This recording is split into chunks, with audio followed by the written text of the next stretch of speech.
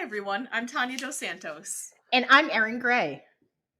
And this is Wicked Psychotherapists, a podcast brought to you by two therapists who love to talk about and bring awareness to mental health topics in pop culture. Yeah, so insurance companies control our lives. I mean, like we definitely, if you know, and you can be a private pay therapist. I have some private pay therapists, but I mean clients. I'm sorry, but it's not everybody can afford like $100 a session, which again, there's taxes and other things. That's not the final Right. rate that I get. And some people have insurance but they choose not to use it. They want to use that and pay privately, and so they may have to sign a waiver. And there's a lot of things that we have to jump through hoops just to be able to justify our pay. And it is not and it's not consecutive, it's not consistent. So it can, that kind of conception that we're, oh well, they get $120 just for talking to somebody for 45 minutes. Their job is so easy, they get to sit all day. But I mean, I am grateful that I'm able to, because I do both self-pay and insurance, but I really like that I'm able to offer insurance, because I know a lot of people are like, oh, well, you can make more money if you do self-pay. But I mean, I don't know. I use insurance for all of my medical things. Why would I not want my clients to be able to have that availability also? That's how I feel. Right. And there's that ethical, compassionate understanding. And I think a lot of this guides our lives. Like we really are, as therapists, this is the reason why we got into the field. And we are very much, I think, guided by our principles and our ethics. We have to be, because it's not only because, that's our governing body, the ACA and all that good stuff, but also, we're compassionate people. We're understanding people. We know what it's like to be on the outskirts. I know I'm generalizing, but I think that is probably why a majority of us are attracted to this field, right? Yeah, I mean, like, besides, and so I think that guides I was gonna say, besides, like, usually there's some sort of personal reason why people choose. Like, it's like, okay, well, what, like, and that could be another day or another time, but like, what, like, a lot of people are like, well, what brought you to become a therapist? It's usually it's probably a lot of experiences we've had, or understanding, or family members or friends or all of the above, right? Because it is a very, particular thing. It takes a lot of emotional capacity, a lot of reserve to be able to have that space. And I'm not trying to toot our horns, but I am at the same time, because I don't think they get tooted enough. I really don't. I don't think we really get. I think there's all these misconceptions, very much misconceptions about our work and what we do, and and it's not looked at. It's I have a myth or a fact, to ask. So I have heard, and you see a lot of online too, with the different influencers and different things, where coaching, where people get the coaching certificate, or they just start calling themselves a coach, or they thought they give good advice to their friends, so now they're going to start marketing themselves as this. Is that the same as therapy? Is that the same as being a therapist?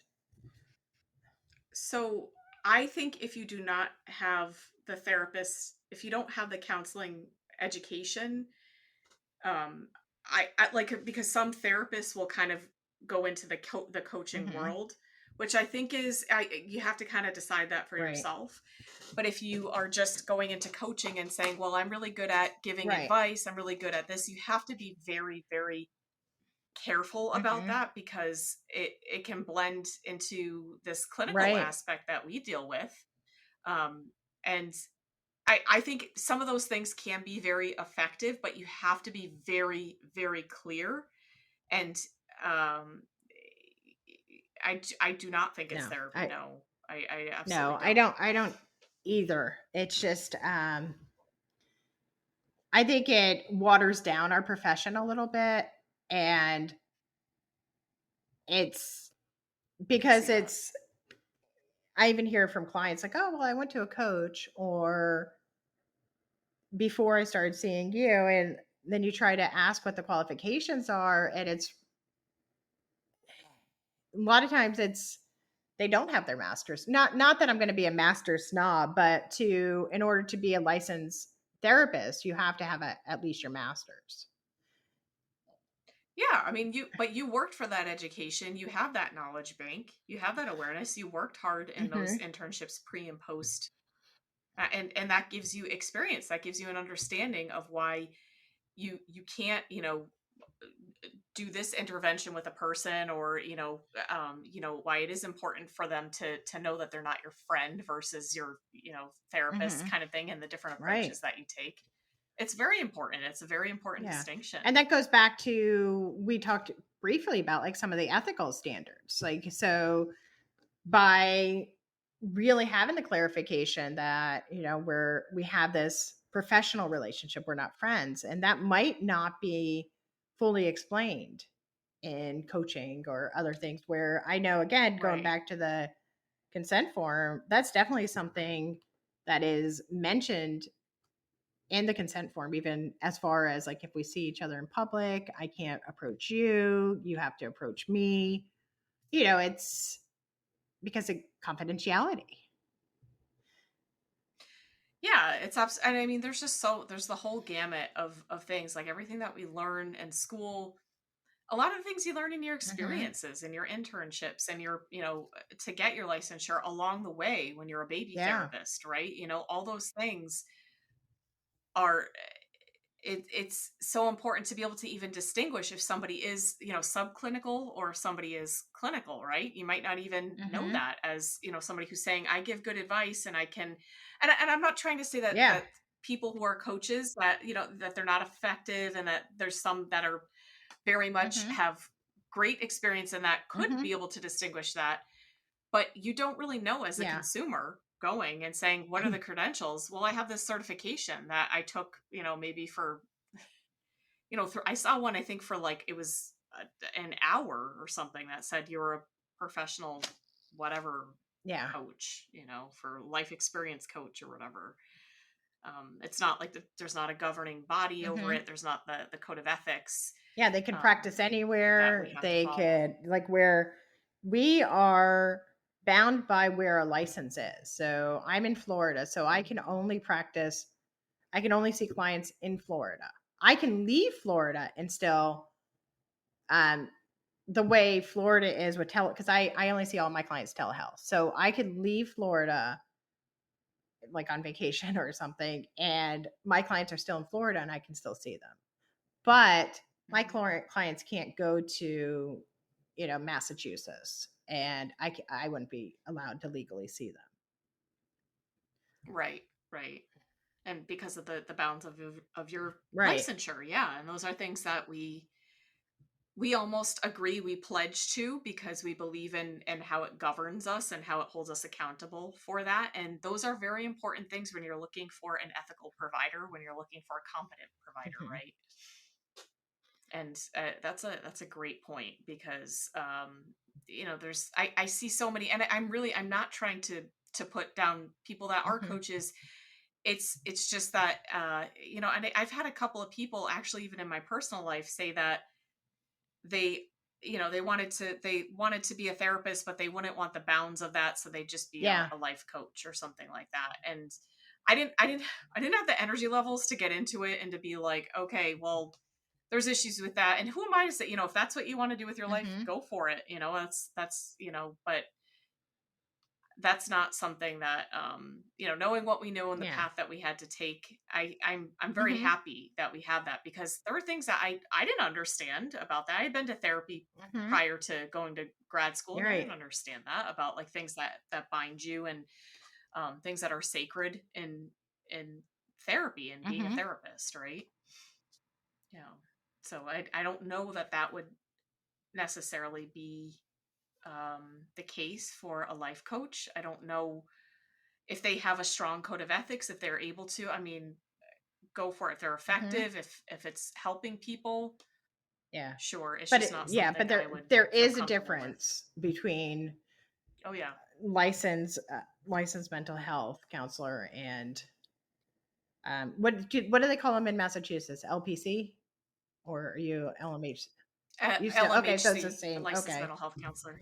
I wasn't sure if it's Yeah. different, but Yeah, it's true though.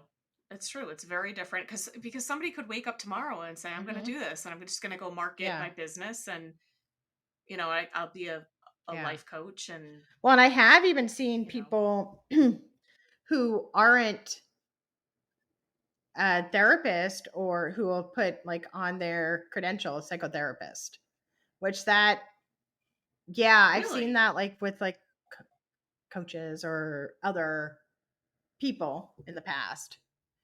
And you oh, could only have huh, that if you're licensed. Like if you see a psychotherapist or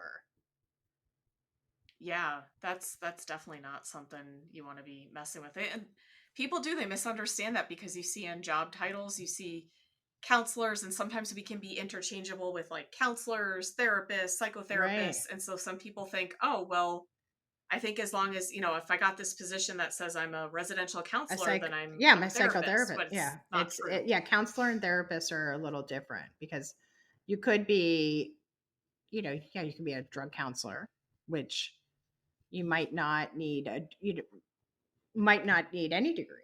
You could have just a not just but you could have a certification or yeah. Depending on the state. But that certification is Yeah, pretty it's pretty hard. extensive. I The mean, it's cap, the yeah, it's very difficult. hmm yeah, it's something that, I mean, and I guess that's important to me, the level of commitment, because how much you put in your time and energy, that Mhm. shows the Right. commitment to it, and how much you're willing to Yeah. dedicate your life, your time to it. And, as opposed to someone that just is saying, hey, this seems like kind of, money that I can make. I'm pretty good at this. Let me just go ahead, slap this on here and make some money from that. It's a little Mhm. insulting to our profession, to Yeah. all the hard work, to all the time, the energy that we had to invest in that. And it is not the Mhm. same thing that you're Yeah. studying there at all. So yeah, is there anything else that's kind of maybe been either asked of you, things that you've heard, something that maybe we can clear Um up? I'm trying to think if oh, what the um confidentiality. Is that confidentiality. so if so if it's confidential, does that mean that if I see the person they're talking about, can I say anything? So I've had some laughs with some of my clients in the past, like where it's like they'll be like, "Oh, well, I have to tell you, I'm going to tell you this, but you really can't say anything to them." I said, "I can't. I legally can't say anything Right, to anybody. right. Unless you sign a Yeah, release specifically saying I even if I want can. to, even Yes. if I think this is the greatest story or what the heck." But no, I always tell them, I said, you can, that's the whole point of I cannot tell a soul unless you're going to hurt yourself, hurt someone else, child abuse, elder abuse, Legal legal, everything. court Yeah, legal court matters. matters. Everything we talk about stays here. I think a lot of people get confused because again, they might be used to just talking to their girlfriends or the boyfriends or siblings or whoever they, I was going to say shoot the shit, but whoever they talk to about stuff, it's Sounds like a good yeah, term to me. Yeah.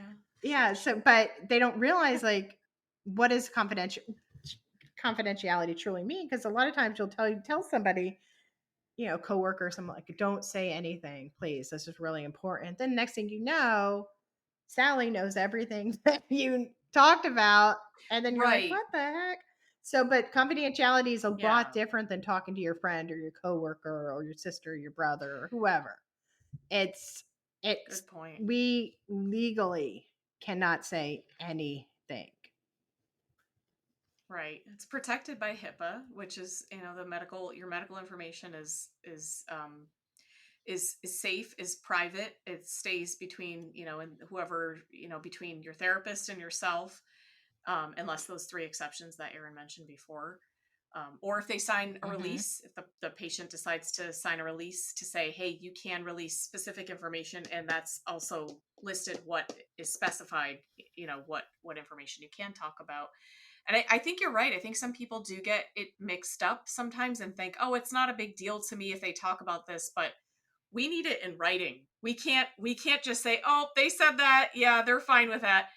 We have to have that in writing with a release, Mhm. or it's Yeah. not going to happen. What Or if Wouldn't those that be exceptions. awesome if we could just have every family member sign a confidentiality agreement before we talk to them? Or like it's like would have Yeah. solved like so many issues in life, wouldn't it? Yeah, there's a lot of clients I if they weren't my clients, I would be like these are really cool people. I'd want them as my friend. But yes, I Yeah. have Yeah. when I saw especially when I saw teens, there were times when I had to almost check them where and remind them like and also it's a healthy thing to just remember to let them know we're not their friend and maybe that because they might be stunted or looking for friends or that parental figure or something and so it's like Right.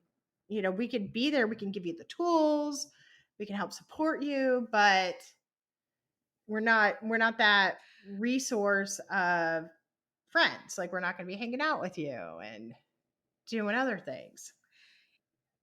Yeah. And some of it I think may be appropriate and not saying that, we're their friends, but some of it I think may be appropriate questioning, like, oh, this feels the same.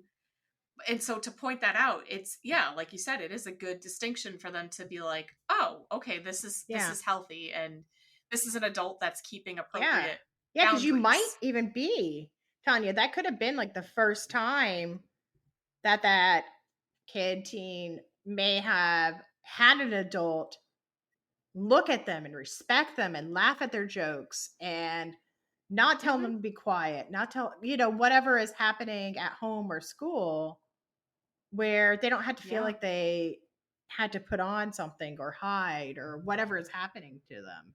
This is it's their safe exactly. space for an hour.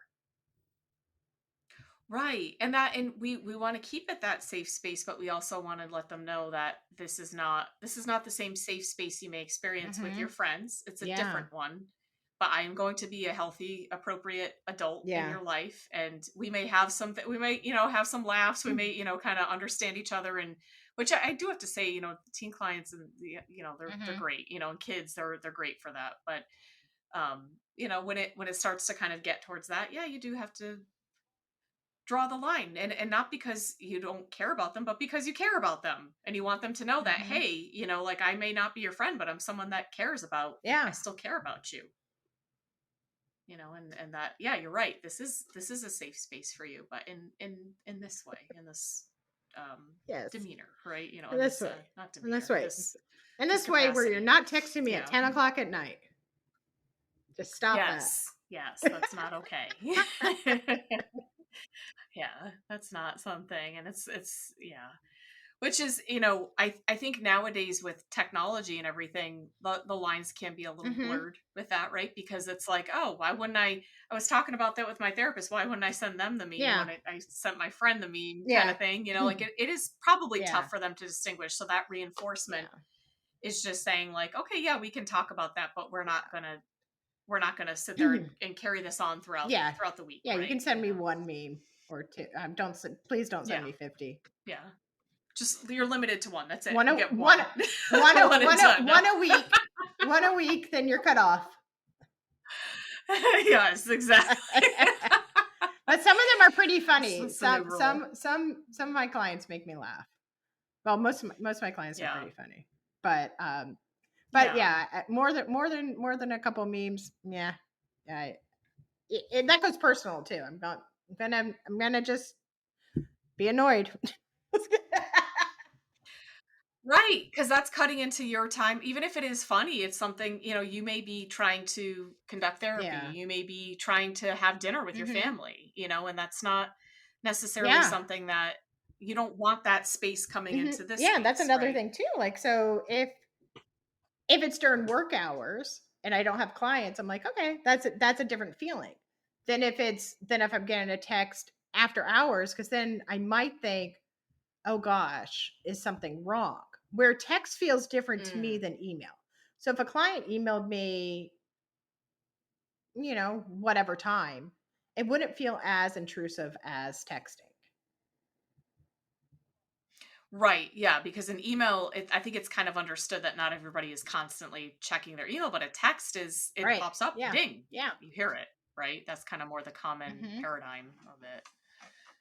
Which, I think brings us to maybe the end of this. Hmm. I don't know if there's other stuff that that, but is that we do really Hmm. care about these people, right? Like, of course we're seeing them, we're invested in their lives, we're hearing all their Yeah. deep personal things. We really, we ask about their dogs, their kids, their Hmm. siblings, how's school, how's work. We These people, it's a little bit of a different dynamic because they don't necessarily know as much about Hmm. us. I mean, some therapists choose to self disclose. Yeah. That's kind of a whole thing in and of itself. And some people are kind of Yeah. more conservative about it, or have different theories about it. It's Yeah. kind of up to how you were Hmm. trained and what you Yeah. feel, and the clientele that you have. But I think that it's interesting because we do a deep dive into their lives. They don't necessarily Yeah. do one into ours. That wouldn't be Yeah. appropriate, right, for them to have a deep Yeah. dive into our lives. But I so it's kind of that dynamic where we certainly were Mhm. invested Yeah, I in mean, their I think lives. I am I think I'm more of a share. I'm not like, "Hey, this session's all about me. Sit back. Yeah. Sit back, client. Let me tell Yeah. you all about my past Let me tell you let me that tell let me tell you tale. all my past trauma." No, but I I'm gonna one up you. But I can you imagine that? Man, I had a therapist like that. Oh my god. that would like cause. Oh my I god, did I was too. like, "What the Yeah. hell?" So I actually had a therapist who cut me off, who one-upped me. I felt like, "I gotta stay. This is what therapy is," before I became a therapist. And Yeah, and because you I went to didn't her know. for Yeah. years until I finally realized, I'm like, "What the heck?" So, but I Oh do wow. disclose, like, I think everybody knows Paige. Like all my client every I don't know all my Paige. I clients know mean, come Paige. on. Some know I have kids. Like, I don't share everything. Like, some know I have kids, some know I'm from Rhode Island, some know my mom died. Some, like, so it depends. Like, I have some clients who I have one client I've been seeing since I was in practicum. So Wow. little by sharing like little bit here and there, she probably knows a lot more, and she probably knows a lot Yeah, more I than the bet. client I've just started seeing like 6 months. So and Yeah, definitely. Yeah, there's a relationship there. yeah, That's a little different than if when you just yeah. So I started. mean, like Yeah, in little, like, absolutely. like when there's things happen or not, like, or if sometimes I will share like, oh yeah, well, something like that. Like, I had a difficult relationship with that person in my family or whatever, but I don't like say like, hey, this. But yeah, I try to share just just a little, like, what is that, like, more humanistic approach. I don't want to be the blank slate. Bec- Right, because I've right. gone to Yeah, therapists like that yeah. too, where from one extreme to another. I think I did the one who overshared, and I was like, oh my god, just this is Oh like my the worst. gosh. To one who wouldn't share anything, like, I Which can be very yeah, like, and I would unnerving. even ask, I'm like, do you have any pets? Do you have this? Are you married? Like, she would not share a thing. And I was like, what Really? the Oh wow. hell? Like, just make it up. Tell me you have a cat. Like, just Yeah. Tell me you got a kitten I mean, back there. Yeah, just to make yeah. my day. But that's also is like, you mentioned like knowing the animals and stuff. That's one thing I really enjoy about doing telehealth since I've made that transition. It's Me like, too. I'll see a cat walking past the keyboard, or I'll see the dog sleeping in the corner. I'll hear the dog, or like, I'm a huge animal person. So I just like love seeing like Yeah. I mean, I love seeing my clients, but I love seeing their animals. It's really fun. Yeah, yeah. Me too. Yeah, I totally agree. It brings about a different element in there that's really sweet and innocent, and but also is somewhat of, brings out maybe a different side of the person, or just I don't know, it's just nice Yeah, if you like animals. It's and just yeah, cute, it's a nice and element. I sometimes feel like I something's wrong with me, but I do remember all of my clients' dogs and cats' names. Like when I see them, I'll be like, "Oh, how's where's?" That's impressive. I have issues, but like I. No, I think that's really nice. That shows you're really invested Well, in I've that. I gotten mean, to like know them. that's a good. I've I'm sure gotten they to love know that. them, like the little animals. Yeah. Some I don't, and like, and I always that's in my intake too. Like I'll ask. Oh, I I ask love like that. when I That's do such a good my idea. history, like when I'm first meeting the person, I'll ask them like one of the questions is like, "Do you have any animals?" Yes or no. If they say no, I instantly delete. Say forget it. No, but I no. This is not No, gonna work. no, but I do wonder. I'm like, but I do. If they have animals, I always ask like what type, how many, what are their names, and it's really neat to Yeah, to that's to important. hear them talk about them, and sometimes they'll be like, oh, here they are, or something, and so that's kind of fun. Yeah, it's nice to see how people, talk about and respond to their animals. It definitely can bring out different personas Hmm. and different feelings and make them more Yeah. comfortable What too, I about you? think. Do you share or do you not share or what do you do for? I do. I do. I would say I actually on one of my profiles, I think I even had a Oh. picture of Lucy, my dog. I don't have a problem sharing little things kind of like that make you kind of like you said kind of more give you a more human picture. I even consider kind of even like a background or something like that as, kind of maybe Hmm. general as this may Yeah. be. I even consider that kind of a It little is. bit It of a it it, share. it your Um in case people aren't looking at the YouTube or Instagram right now. Tanya, if you look at Tanya's background, you feel like you just went into a Christmas wonderland. She has stockings hung up, two Christmas trees, some lights. It's very festive back there. Cozy. There's a little fireplace, and that my chair is blocking, which I'm sad about. But It's very fun.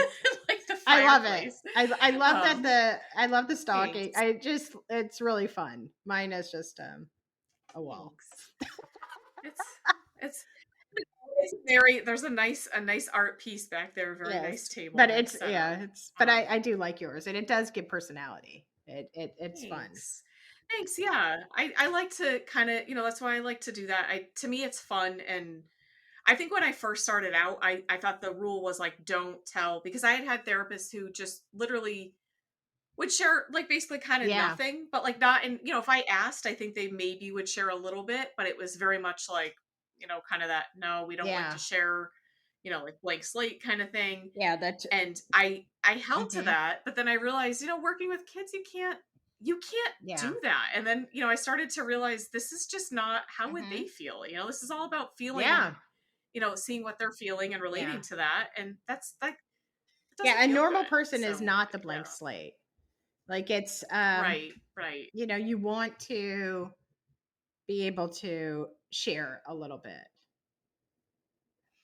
Yeah. It's I mean, I think it's, that kind of golden rule of if it'll enhance the the intervention, or the rapport, or the kind of clinical um standards, or something that kind of that enhances the therapy, kind of takes it, if sharing that will enhance it and help out a little bit, it's definitely worth it. Like if somebody's talking about how they're I don't know if they had a sibling who maybe is tough to get along with, and maybe if you feel like okay, this is something that might help them, kind of something that I Mhm. did with this, without getting too into it, but just saying, sometimes if like I had a friend who maybe had this brother who they just would would only see them on holidays or whatever. Or if, or I have, my sister, sometimes it's, or I have a family member who I can only do Mhm. this kind of thing. And showing that, Yeah. these are the boundaries that I choose to use. It's not something you would have to, but yeah, it Mhm. normalizes things for them, and kind of makes them feel like, okay, Yeah. sure, like, other people have these issues and it can And be they dealt with. survived. Or, like I Yeah. had to step away from my family because of this, or I chose to get closer to my family because of this, or, I chose to Right. just fill my Right. house with animals because of my family. No. Yeah. Yeah. I mean, that definitely can be a Yeah, no, but response. I yeah, mean, it's and it's interesting too because when we were in school, I know Tanya and I have mentioned this to get we went to school together, so we have a lot of shared memories and professors. But like we were pretty much told by most of the professors to not share. yeah. Yeah. Or, I mean, there were some I think that were like at your discretion, but make sure it's kind of clinically relevant or relevant to what you're Right. talking about, that it would enhance it. I just remember that word, like Yeah, you it's don't something want to that would take add to it. away. That's what like you don't want to take away that like you don't want to make it all about you. You don't want to be Yeah. Yeah. you don't want to one up. You don't want to be the one upper. Right. Like and you don't want, certainly if you have a client who's really sensitive, you don't necessarily want to be like, oh, well, when, I really I didn't sleep well last night and I'm just exhausted, and they may be like worried about Yeah. you kind of thing, or like, I'm really sick, but I showed up Yeah. kind of thing. Like, you have to be careful about kind Yeah. of some of those Yeah, sensitivities too, because then that changes the dynamic of who's trying yeah. to treat That's who, interesting you right? say that because like when I mean I've shared with you and like I had cancer and blah blah blah, but I've had some clients who are like, "Oh, well, I don't want to talk." They were talk about friends who had cancer and stuff. They're like, "Well, I don't want to upset you." I'm like, "It's not about me." Like or like anything and I've had to tell them that. I'm Right. like, "My anything is not about me." My set, I'm a therapist and I have my therapist hat on. Has nothing to do, and so Right. that's also where you have like, yeah, the overly empathetic Absolutely. clients who are or like, "Oh wait, I don't want to upset you, Yeah. like I know this happened or I don't want to upset you." It's like this is my and I've had to say this a lot. This is my job. I chose this. I'm at Right. work right now. I'm able to switch, whatever is happening in my life because because I have self-care and I see a therapist. And Right. I Right. try to, I try to stay grounded for the most part. And Yeah, as best you can as a yeah. human, right? And it can be tough sometimes, but yeah, and that's a good point too. Is that there are some big events that sometimes you do have to tell your clients because you might be out for a while, like a Yeah. diagnosis or something like that, or a death in the Mhm. family, something like that. You might have to say what it is, and that can still be navigated as I'm okay. You don't have to care about, I'm just letting Yeah. you know because I'm Yeah, going to that was be out for this amount of yeah. time, right? And people are still going to care. They Mhm. care about you, they're going to, but it's kind of how, like you said, how you Yeah. kind of Yeah, switch that back and cuz said, I had no, to like when I had my surgeries, I was gone both times for a month. And I had to tell like and that's when I had to actually I had to really be personal and be like, "Hey, this happened. I'm going to be gone." And yeah, it was yeah, difficult and I made sure I didn't tell anyone until the end of each session. Like I didn't want to make it about me at all. So I'm like the last 5 minutes of session after the session was done, I'm like, "Hey, I got to tell you something." Just because I wanted to make sure a session was done. Like so it hmm wasn't about hmm me. And it was just yeah, yeah, which can be so tough to mhm. navigate. I mean, especially when you're dealing with Yeah. I that. guess That's a that's huge something thing. too I do, off topic or something, but if I want to talk personals, I have a couple clients who we talk TV shows and movies. So sometimes I'll wait till the Mhm. session is over.